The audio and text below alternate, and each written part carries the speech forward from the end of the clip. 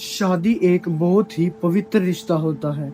ये सिर्फ दो लोगों को ही नहीं बल्कि दो परिवारों को भी जोड़ देता है।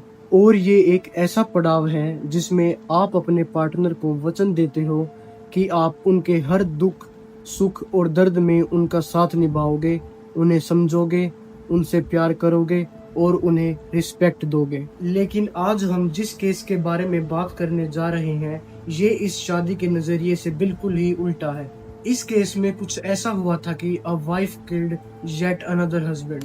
और जो चीज लोग इस केस में समझने में गलती कर रहे हैं वो ये है कि सोनम ने ये सब कुछ एक विम्प में नहीं किया था, बल्कि अपने पति को मारने की प्लानिंग वो 3 महीने पहले फरवरी से ही कर रही थी। आई येट बिलीव कि सोनम इस सदी की सबसे ज्यादा चालाक, सबसे ज्यादा शातिर येट डम्ब प्लानर है।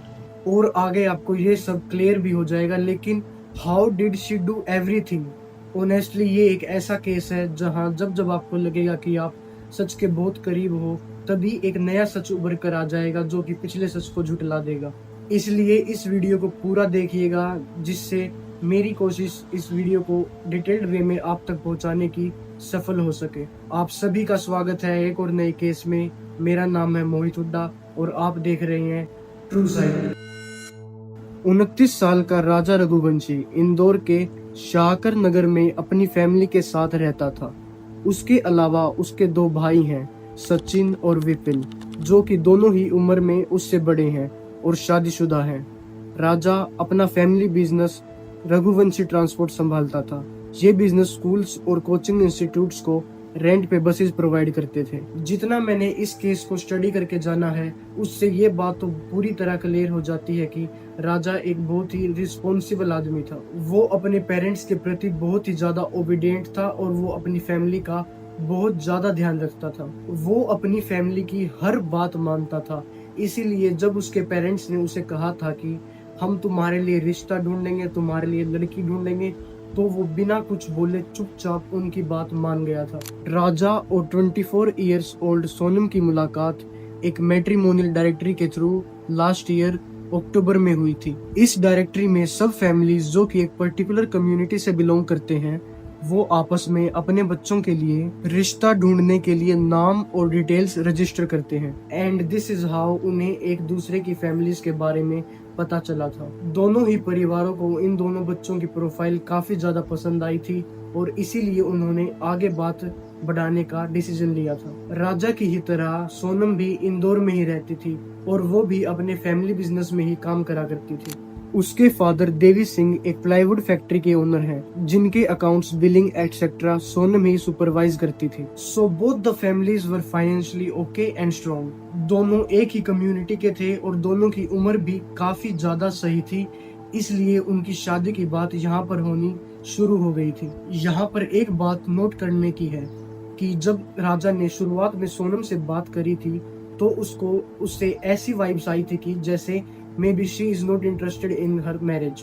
वो Raja kept on texting her again and again and वो राजा से बहुत ही ज्यादा कम बात किया करती थी और कभी कभी तो घंटों तक रिप्लाई भी नहीं देती थी, which is not uncommon but it is very odd. और यही चीज उसने अपनी माँ को भी समझा दी थी। राजा को थोड़ा सा ऐसा डाउट हुआ था कि मम्मी वो मेरे को टाइम नहीं दे पा रही है। बोले तो शादी के बाद क्या टाइम देगी? बोले तो मैंने बोला था बेटा तुम ही बात कर लिया करो। तो बोले नहीं, बोले कि है ना मेरा मैसेज का जवाब नहीं देती घंटों घंटे, तो मैं क्यों करूंगा बात? बोले कि इनफैक्ट बात यहाँ तक थी कि राजा सोनम से अकेले में मिलना चाहता था, you know, for a coffee date and movie and all. लेकिन सोनम की फैमिली ने और सोनम ने इस चीज से साफ मना कर दिया था। And the reason they gave was, हमारी फैमिली की बच्चियां ये सब नहीं करती।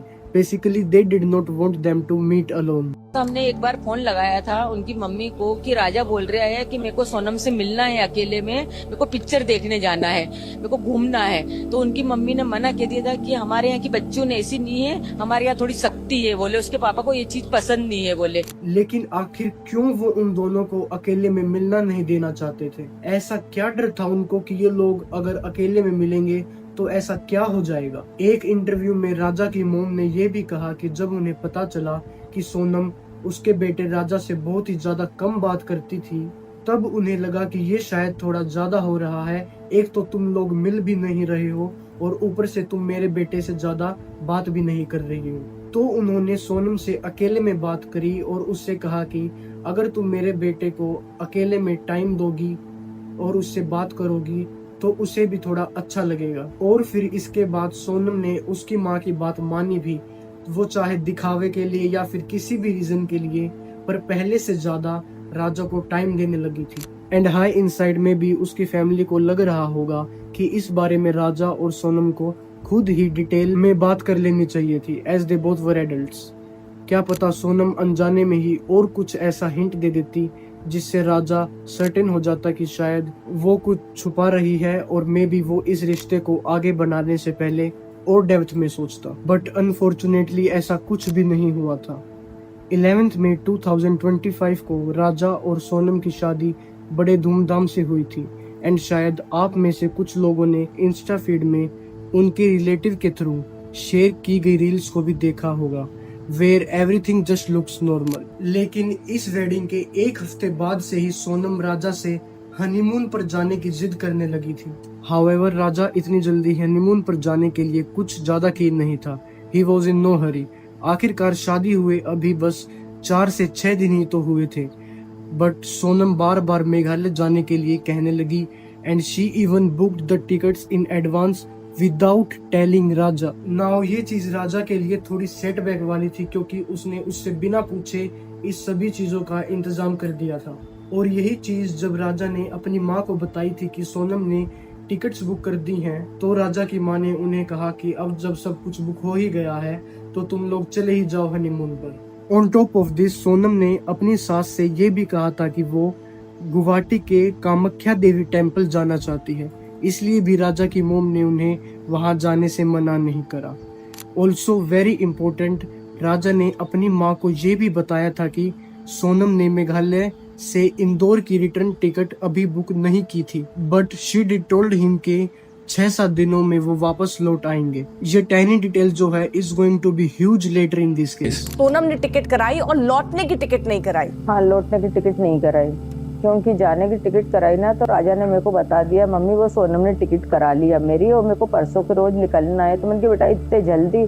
तो बोले अब तो उसने टिकट करा ली, बोले कि तो बोलती चलना पड़ेगा। तो मैंने बोला ठीक है बेटा चले जाओ। मैंने कि कितने दिन में आओगे? तो बोले 7 दिन में। अब 20 मई 2025 यानी शादी के 9 दिन बाद राजा और सोनम इंदौर से मेघालय अपने हनीमून के लिए निकल गए थे। जब ये दोनों एयरपोर्ट पहुंचे तो वहां से राजा की बात अपनी माँ से वीडियो कॉल पर हुई, जिस पर शी नोटिस्ड कि उसने अपनी गोल्ड चेन पहनी हुई थी। ये देखते ही राजा की माँ के दिमाग में अलार्म बेल्स रेज हो गए and she told him to take it off, क्योंकि उनके हिसाब से गोल्ड पहन के घर से इतनी दूर ट्रेवल करना इज नेवर सेफ। तो इस चीज पर राजा ने अपनी माँ को वीडियो कॉल पर ही कहा कि एज सच तो उसका भी मन नहीं था ये चेन वगैरह पहनना, पर सोनम ने उससे जिद करी थी कि वो ये गोल्ड चेन पहने, और वो सोनम से झगड़ना नहीं चाहता था। Which again is a strange thing कि सोनम ने उसे फोर्स किया था ये गोल्ड चेन पहनने के लिए। देन 22 मई को ये मोलाखेत विलेज पहुंचे, जहां से इनका प्लान था नॉन गिरत तक ट्रैक करने का, which takes around 3000 to 3500 steps. इसी बीच जब राजा और सोनम ट्रैक कर रहे थे, तब उसी टाइम राजा की माँ की बात एक बार राजा से और एक बार उनकी बहू सोनम से हुई थी, and by the power of Sherlock उनसे ये वॉइस कॉल रिकॉर्ड हो गई थी। फॉर इंस्टेंस सोनम ने उनसे कहा था कि उनका फास्ट चल रहा था 11 का, which she wasn't going to break just because वो लोग ट्रैक पर थे।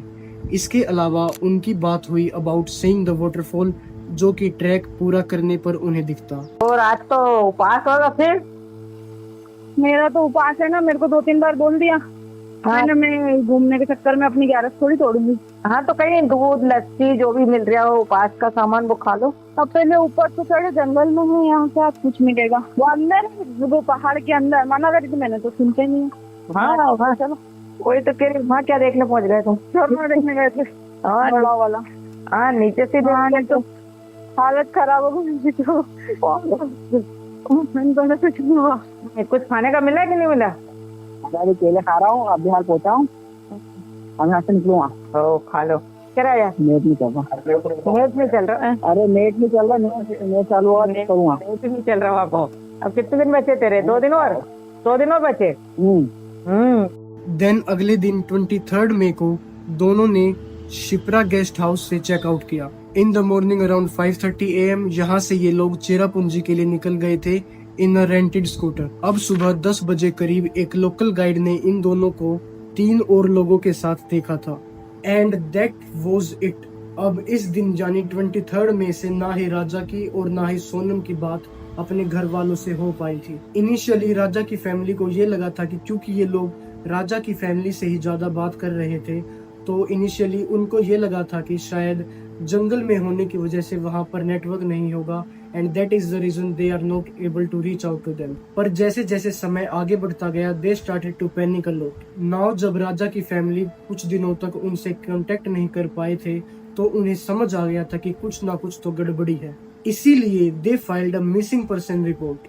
कुछ दिनों बाद उन्हें राजा और सोनम का रेंटेड स्कूटर भी अबेंडन पाया गया outside a cafe in Shillong. इसके बाद मेघालय पुलिस ने सर्च इन्वेस्टिगेशन लॉन्च कर दी to find this married couple. Note that इस सर्च इन्वेस्टिगेशन के टाइम भारी बारिश हो रही थी तो राजा और सोनम को ढूंढना और भी ज्यादा मुश्किल हो रहा था। फाइनली 2 जून यानी कि लगभग 10 दिन बाद पुलिस को वेसवदोंग वाटरफॉल के पास राजा की सेमी डिकम्पोज्ड बॉडी मिली। इस डिस्कवरी में राजा ने राजा की फैमिली से उसके घर आने की सारी उम्मीद छीन डाली थी and their family was devastated.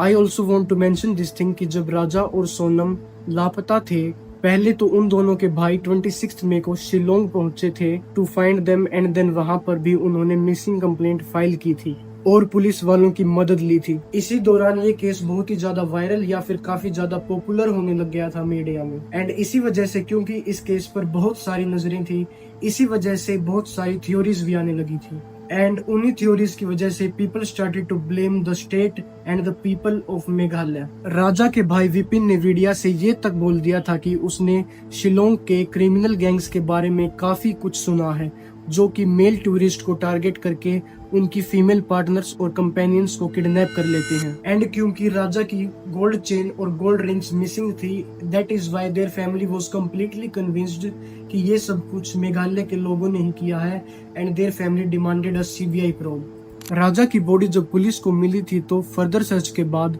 वेसवदोंग waterfall के पास ही उन्हें एक व्हाइट शर्ट, एक स्मार्ट वॉच, एक मेडिसिन की स्ट्रिप, एक मोबाइल फोन की LCD स्क्रीन और बॉडी से काफी दूर एक दाव या मशेटी भी मिली थी which was the murder weapon. अब एक तो ये एकदम ब्रांड न्यू वेपन था जिससे ये पता चलता है कि किसी ने इसे बस रिसेंटली ही खरीदा था probably for this purpose only. और दूसरी बात ये थी कि ये कोई लोकल वेपन नहीं था। Now this is a very important discovery in this case. Now जिन लोगों को नहीं पता है दाव एक नागा का औजार है बट नाउ यहाँ पर ये थ्योरी आती है कि राजा को जिसने इस वेपन से मारा होगा उसको डिफरेंस ही नहीं पता था and they want to portray this thing कि ये वेपन यहीं का था एंड वो लोग ये चीज समझ गए थे कि someone was trying to portray the another narrative here. On top of this Raja और सोनम को ट्रैक करते हुए एक लोकल टूर गाइड ने नोटिस किया था and he came forward to tell the police कि उसने 3 और लोगों को उन दोनों के साथ देखा था जो कि लोकल्स नहीं थे। 23rd, I saw him on the middle way, थोड़ा नीचे. I saw him with Raja and 3 people.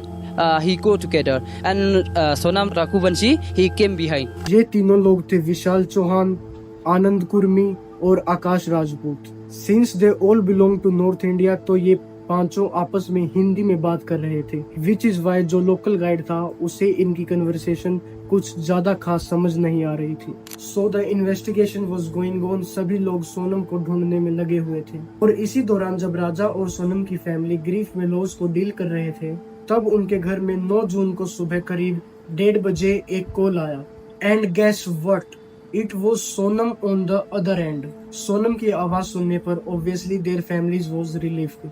उसने उन्हें बताया कि वो उत्तर प्रदेश में गाजीपुर के किसी काशी ढाबा में है। उसके पास उसका फोन भी नहीं था तो ढाबे पर ही काम करने वाले किसी आदमी से उसका फोन मांगकर उसने घर में वापस फोन किया था। जो सोनम रघुवंशी है कल रात के 1 बजे पीछे रोड से आ रही थी पैदल, फिर वो मेरे पास आती है और पूछती है, मतलब मेरे हेल्प मांगती है, मोबाइल मांगती है।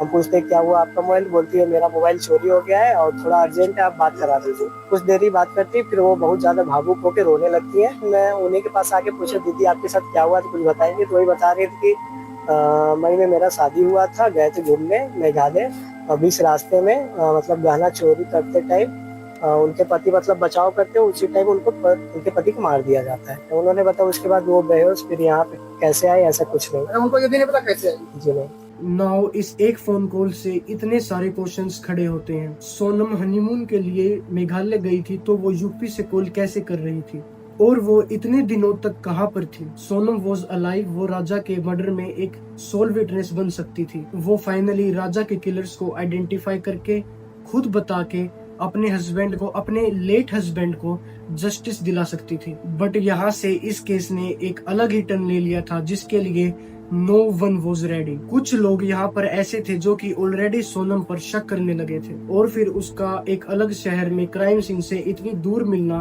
वॉज वेरी सस्पिशियस ऑल्सो, क्योंकि अगर राजा का मर्डर हो गया था और लेट्स से कि जो राजा के मर्डरर्स थे उन्होंने सोनम को किडनैप कर लिया था, तो उन्होंने उसे गाजीपुर में लाकर क्यों छोड़ा और कैसे छोड़ा? Everyone was having too many questions और इनके जवाब उन्हें बहुत ही जल्द मिलने वाले थे। जब गाजीपुर पुलिस रात 2 से 2:15 बजे के करीब काशी ढाबे पर पहुंची तो वो सोनम के फिजिकल चेकअप के लिए उसे एक मेडिकल कॉलेज लेकर गए। इसी दिन शाम के 6 बजे तक मेघालय से भी कुछ पुलिस ऑफिशियल्स सोनम से मिलने आए और उसे अगले दिन वापस मेघालय ले गए। और तभी इस केस में आया सबसे बड़ा ब्रेक थ्रू। कड़ी इंक्वायरी के बाद मेघालय पुलिस ने ये स्टेटमेंट दिया that Sonam has confessed that she did in fact murder her husband, क्योंकि उसका अफेयर एक राजा कुशवाहा नाम के आदमी के साथ शादी के पहले से ही चल रहा था। इस स्टेटमेंट में उन्होंने ये भी मेंशन किया कि सोनम ने राजा को मरवाने के लिए कॉन्ट्रैक्ट किलर्स को हायर किया था और ये वही 3 लोग थे जो इस कपल के साथ 23rd को लास्ट बार देखे गए थे। With in a few days Sonam के कॉल रिकॉर्ड्स चेक करने के बाद पुलिस ने इन चारों को भी अरेस्ट कर लिया था। लेकिन इसी बीच सोनम के पिता का कहना था कि ये लोग उसकी बेटी पर झूठे आरोप लगा रहे हैं, उनकी बेटी तो ऐसा कभी कर ही नहीं सकती। इस तरह की मनगढ़ंत कहानी मेघालय पुलिस ने बनाई है। ये बीच में कहानी बना खड़ी कर दी उन्होंने, बिल्कुल गारंटी के साथ बोल रहा हूँ, ये बीच में कहानी बनाई है।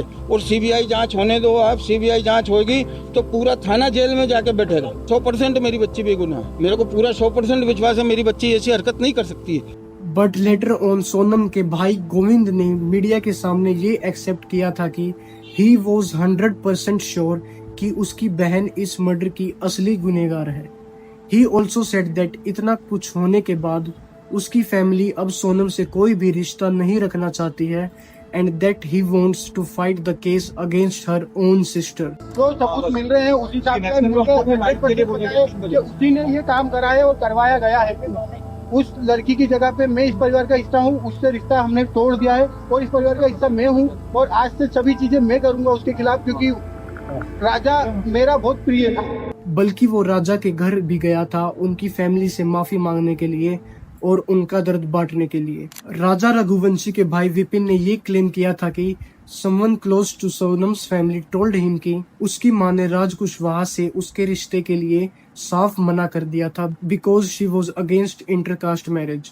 विपिन ने मीडिया को ये तक बताया था कि जब सोनम की मां उसकी लव मैरिज के अगेंस्ट गई थी तो सोनम ने उन्हें वार्निंग दी थी कि उसकी राजा से अरेंज मैरिज के बाद जो कुछ होगा she will not be responsible for that thing. Sonam ने उसकी अम्मी को बताया भी था, उसकी अम्मी को, तो मम्मी मैं किसी और से प्यार करती हूँ, मैं और जिससे प्यार करती हूँ शादी उसी से करूंगी मैं। मम्मी मैं शादी किसी और से करूंगी कभी तो उसके साथ जो होगा उसका वारदात फिर तुम देख लेना मेरे साथ क्या करूंगी फिर मैं।